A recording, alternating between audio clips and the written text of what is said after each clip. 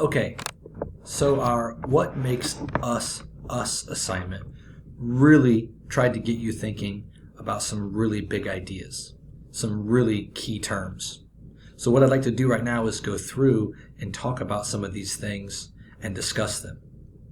Along the way, we're going to be defining these key terms. So it's really important that you get these definitions in your notes somewhere. These are terms you're definitely going to see over and over again throughout the rest of our unit. Okay, so to get you thinking about what makes us us, the first word that we explored was identity.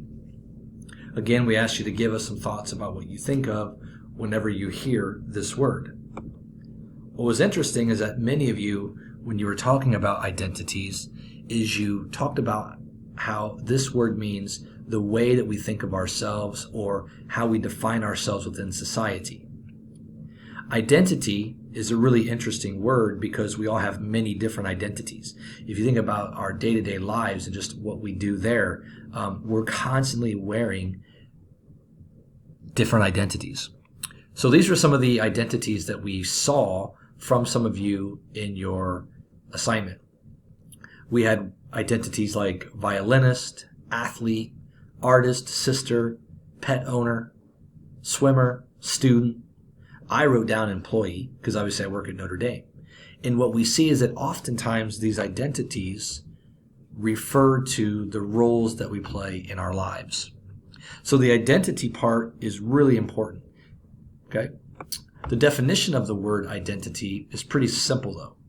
And what it really means is just who or what a person or a thing is. So when you think about who or what you are, yes, you're human. Yes, you're a female. But you're also a lot of these other things. And these things are called roles or identity roles that we all play. The next word, which is very close to identity, was the word individuality. Many of your answers centered around the fact that this is what makes us us.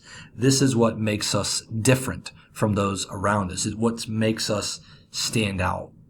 I loved some of your answers, right? And the ways that we sort of identified ourselves individually.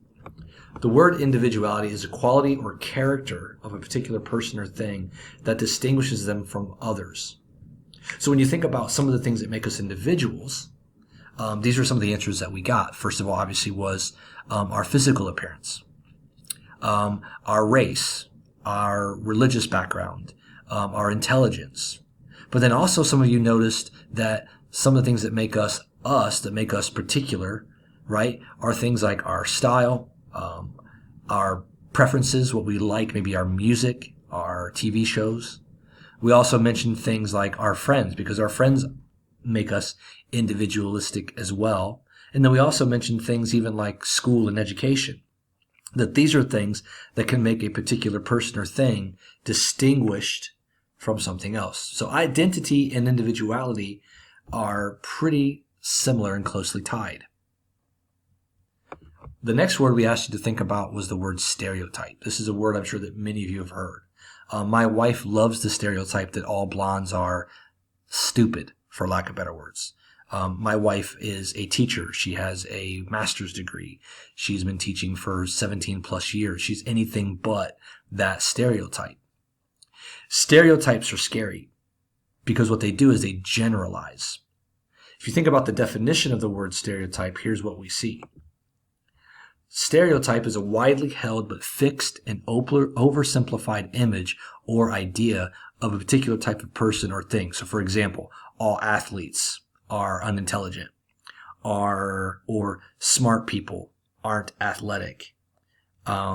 Redheads get angry, right? So these stereotypes, these all blondes are ... right? These are widely held and very fixed. The reason why they're dangerous is that obviously they're not true of an entire group. So to say that all types of a certain person are this, or all types of a certain person are that, it's really dangerous because we're grouping people together based on a widely held, simplified image or idea that, simply put, at the end of the day, is not absolute and it's not true. Stereotypes often referred to things like prejudice and discrimination as well. The next word is clique. Clique is one of these words that I'm sure you've heard before. People have said, don't be cliquey, stay out of your cliques, don't let cliques happen, etc., etc. And that's true. Some cliques are formed for bad reasons. Sometimes cliques are formed to be exclusive. I always think of the movie Mean Girls, and how those girls that kind of ran the school were very mean and very discriminatory and very exclusive. That's the problem. When a clique becomes exclusive, that's when it becomes dangerous and when it becomes mean-spirited. The definition of clique, if you look at it, actually isn't a bad thing. A clique's definition is a small group of people with shared interests or other features in common who spend time together. Now, this is when cliques can become dangerous, is when they do not readily allow others to join them. So we exclude people for whatever reason. Maybe they don't wear the same types of clothes that we wear, or they don't live on the same side of town that we live. They don't drive the same car. So when we start to exclude, that's when cliques become dangerous and they become mean girls, for lack of better words. The next word was gang. We got a lot of different answers for gang, right? Gang, overall though, many of you said that gangs were a bad thing. Gangs are actually called, the definition is called a group of good friends or family with identifiable leadership and internal organization. So there's a leader, and then there's sort of a hierarchy within that leadership. They also identify with or claim control over territory in a community. So certain parts of town are their turf. Certain parts of town, it's their territory. Gangs are often associated with crime and breaking the law, and that is, of course, the truth. If you think about gangs like the Bloods and the Crips and the 88s, these are gangs that have done some very violent things and do certainly commit crimes. But not all gangs, necessarily by the definition, are like that. The next term is social class. So to understand social class, I think it's really important that we take a look at this quick picture. Okay, so social class really refers to this idea of the socioeconomic status that we give people based on money. All right, when we take a look at the definition, social classes are a system of ordering a society in which people are divided based on perceived social and economic status. So are they wealthy or are they poor? In the United States, for example, we have three main classes. We have upper class, which is the very wealthy people in society. We have middle class, which are a large portion of people. These are people who make a decent living. They're not super rich. And then we have the lower class, and these are people that struggle to make ends meet.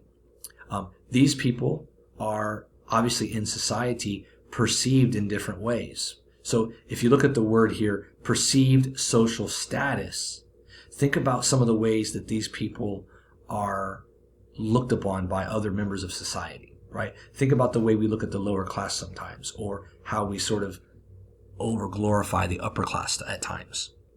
So social classes, right, divide by money, but they also divide by perceived social status. So how do we look at these people? What do we think of them in terms of what they bring to society and their values to it? The next word is race. Now, many of you put down that race has to deal with color. And while that is certainly something that goes along with race, if you take a look at the definition of it, the definition is actually interesting, that race refers to a group of persons related by common descent. So race really isn't as much about color as it is about where they come from.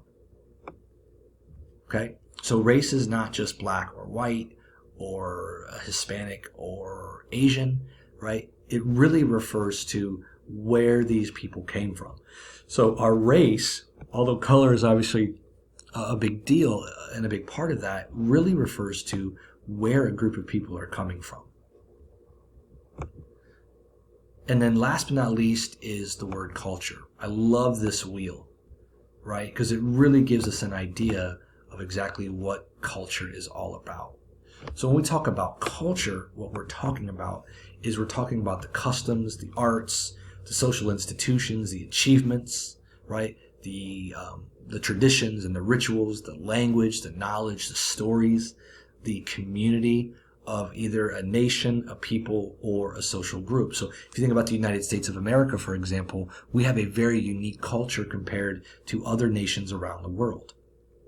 Certain people within our nation also have their own culture. So Latin Americans have different cultures than maybe white Americans, or the African American community has a much different culture sometimes than maybe our Asian Americans.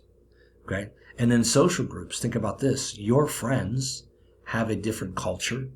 Maybe you all like the same type of music compared to other social groups, right? Some of you might love One Direction. Some of you may not like One Direction. You know which one I fall into, right? So within the nation and within a group of people, and then also within these social groups, we have different cultures that are prevalent. So when you put all of these together, what you see is that we have some really big ideas that we want to explore. These ideas are going to relate to many of the things that we try and discuss as we move forward with our next unit. These words are really important to understand. They're really important to make sure you know the definitions. Please make sure that you get those definitions into your notes. And these are terms that you're going to hear us referring back to on and off throughout the rest of the unit. As always, if you have any questions, make sure you let me know. And a part of our assignment for today is going to be taking a look at a very unique time period in American history and taking a look at the identity of people, the individuality, the races, the cliques, the social classes, the culture of the time, and see what made that group of people that group of people. So check out the web quest that's been given to you for that assignment, which is posted on the classroom stream. And if you have any questions there, let me know as well. Thanks.